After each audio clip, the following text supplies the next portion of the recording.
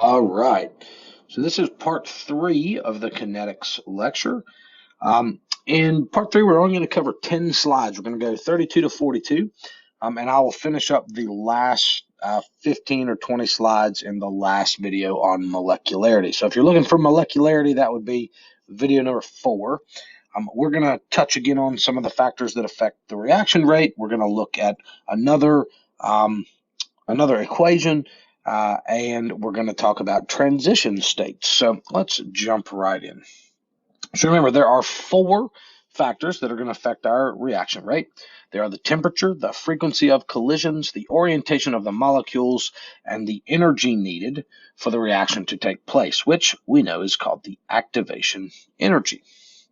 And when we talk about temperature, all right, generally speaking, as temperature increases, the rate increases. And if the rate constant is temperature, or since the rate constant is temperature dependent, then we expect it to increase as temperature increases. Now, a good rule of thumb to know is that the rate constant will double approximately with every 10 degrees 10 degrees Celsius in temperature rise. Now, we can see this in action right here in this picture, which is a pretty cool picture. Not pretty cool because there's ice, but we'll go with pun intended there. Anyway, the glow stick on the right is in an ice bath, and you can see that even though they've both been in there the same amount of time, in the hot water over here on the left, the reaction has progressed further. It's going much more vigorously, right? We have more light being given off. Also down here we can see this J-shaped curve, which each time the temperature goes up 10 degrees, we're seeing an approximate doubling of the rate. So that gives us a really nice exponential graph, which is a J-shaped curve, right? Now, something to kind of help you think through this in case you need it is that K in our rate law multiplies A and B, right? We know that rate equals K times the concentration of A to the M, concentration of B to the N. So if we set concentration constant, so we're just going to set these to 1, all right, we're just going to set them constant, then any rise in temperature increases K, and so we would expect the rate to go up. So that's what we're saying here about temperature. Now, when it comes to frequency of collisions, it's worth remembering the collision model is based on the kinetic molecular theory. Right? And kinetic molecular theory is something you learned in first year chemistry when we did gases. Gases are moving, right? Particles are moving, right? All molecules are moving. And in order to have a reaction occur, molecules must collide. Not every collision is going to result in a reaction, because sometimes the molecules don't collide in the right orientation, like in 3 dimensions. Sometimes they don't collide with enough energy in order to get the reaction to occur. So since that is true, that not all collisions lead to reactions, then if there are more collisions per unit time, then you would expect statistically, right, for there to be more reactions occurring. That also means if there are more molecules, the reaction will be faster, because more molecules at the same speed will bump into each other like more often than fewer molecules at the same speed. And then finally, this kind of can be related back to temperature, because if the temperature is increased, the molecules move faster, and that's going to cause more collisions and a higher rate of reaction. And we're going to look closer at that one on a Boltzmann graph in a minute. Now, just to touch on this collision model real quick, remember that in a chemical reaction, bonds have to be broken and then new bonds have to be formed.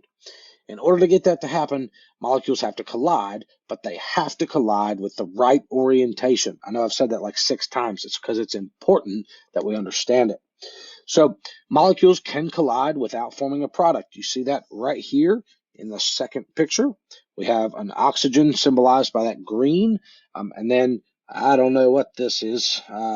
Oxygen, maybe. I know oxygen is green. I don't know what blue and red is in this picture, but let's see. No, I stand corrected. Sorry. Green is Cl. All right. Does it give us something afterwards? Nope. So we have Cl, not O2. When the collision occurs between this green and this red portion of the molecule, these 2 atoms, that's an ineffective collision. No Cl2 bumps off, and so they go their separate ways unchanged. But in the second or in the first picture, I guess, in picture number one, I should probably flip those pictures, but whatever. In picture number one, our chlorines are colliding with the right orientation to form a new Cl2 molecule, chlorine molecule. And we know that that makes sense, right? We want it to look like this. It's a linear molecule, diatomic molecule. So we got to break those bonds, and the atoms have to be in the right positions to come away as something new. Now, in order for that to occur, there's a certain amount of energy that is required. And this was actually put forth by Svante Arrhenius, which is the same guy that gave us the Arrhenius acid theory. And his comments eventually led us to identify what's called the activation energy. And it is an energy barrier that must be overcome in order for a reaction to take place. And so, because golf is, there's a golf analogy for everything, the book has a wonderful golf analogy for the activation energy, which you can see right here symbolized by the hill. So there is, right there, E sub A, right? There's our activation energy. The ball has to have enough energy to get up the hill. Well, why is that? Well, at the very top of the hill is the activated complex, the transition state. And the transition state is unstable. Sorry, hold on, my headphones are squeaking.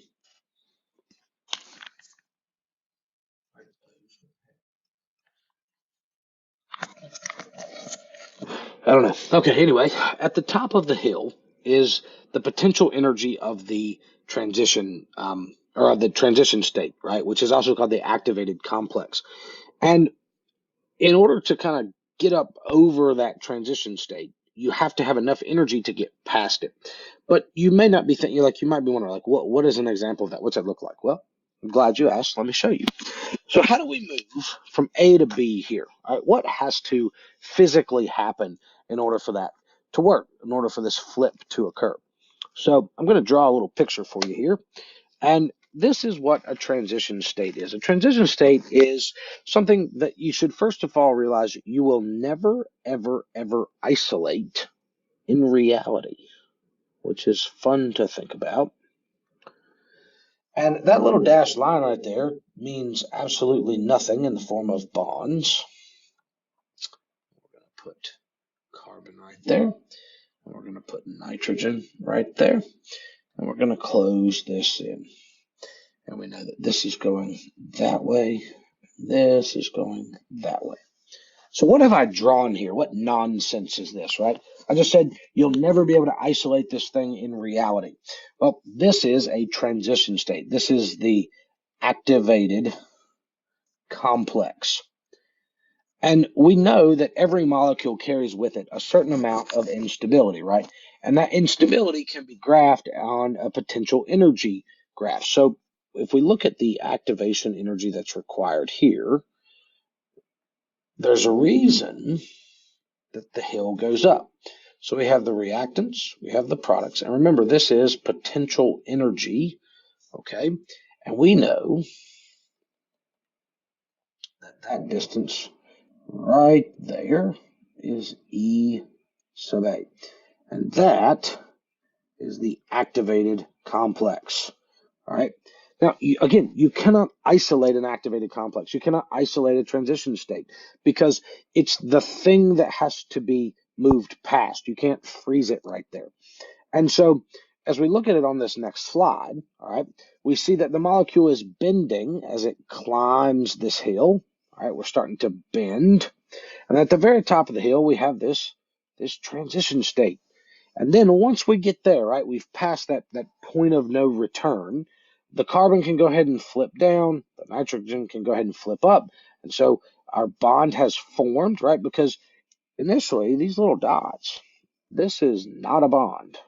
This is not a bond. It's a future bond. It's a place where a bond is going to be. And now the nitrogen can swing back up and we can end up with our final product. And so when we're climbing that hill, all right, what you need to recognize is that the energy of activation, right, the activation energy that you need is describing how unstable that transition state is.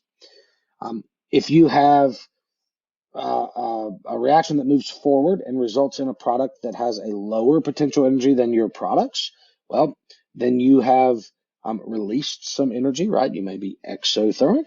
If, on the other hand, your reaction stops right here, right, and this were our products, we would have an endothermic reaction. So the endothermic or exothermic depends on where the product's potential energy are. They don't really have much to do with the transition energy, but the transition energy, the transition, what do we call it? The transition state's energy has to be higher than both of them. Otherwise, it would stabilize there, right? So that's the transition energy. Now let's keep on going and look at this distribution of energy molecules on one of these Boltzmann graphs. So you might wonder, like, where does a gas molecule get its extra energy at a higher temperature? Well, and that's why the rate goes faster. It's not so much that the energy is higher. It's really more that there is a larger fraction of molecules that have the necessary energy to react in a given reaction. So remember that Boltzmann tells us if this is our E sub A, right, this dashed line right here, that in the blue line at the lower temperature, these are the only molecules under that whole curve that are able to react. But at the red temperature, all right, now we have a much greater number of molecules that can react. And remember, since greater number of collisions per second at the right orientation would result in a faster rate, that is what we're explaining there. All right? So let's look at this relationship between activation energy and temperature, right? We looked at activation energy. We just now looked at the Boltzmann graph. And let's look at Svante Arrhenius's equation. So Arrhenius said, okay, there's a relationship here. What is it? Well, there's the relationship. It's a mathematical relationship. K, so again, the rate constant, equals AE, and this is not AE like activation sub energy. This is A, which stands in for the frequency factor, which is basically a constant, and E like the opposite of natural log. So like that funny little, that E. All right. Raised to the negative E sub A. Now that is the activation energy divided by RT.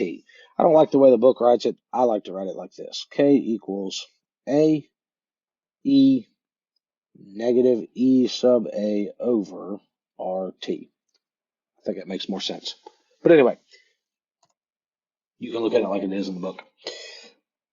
You can take that equation and you can rearrange it a bit, and you can come up with another one of those y equals mx plus b graphs where k, well, the ln of k, the natural log of k, stands in for y. This whole piece is mx, all right, and the natural log of a is going to be b. Pretty useful thing. Now, just so you know, k is the rate constant, E sub A is the activation energy, R is the gas constant here, 8.314 joules per mole Kelvin. Okay. The temperature has to be in Kelvin, obviously. And A, like I said a minute ago, is the frequency factor. Now, something that's kind of useful from this, right? When I look at that, I see K on the left on the equation. I see energy of activation on the right.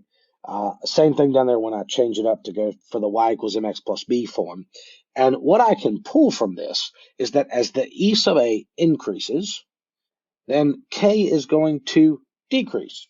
And so the rate of the reaction is going to decrease. So the higher the activation energy, the lower the rate.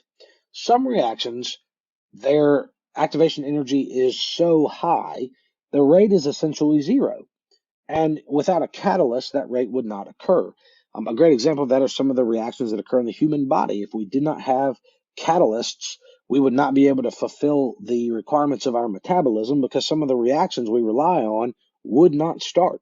And so, that's something that we definitely want to know, that relationship, that as the energy of activation goes up, the rate is going to decrease.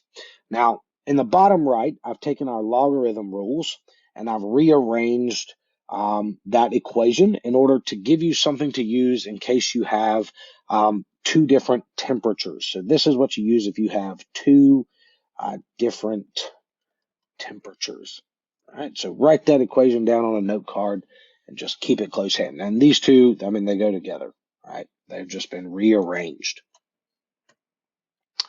So that's where we're going to stop for this video. I know it's a short video, just kind of covering those 10 slides. In the last part 4 video, we'll look at 44 through the end, or 43 through the end.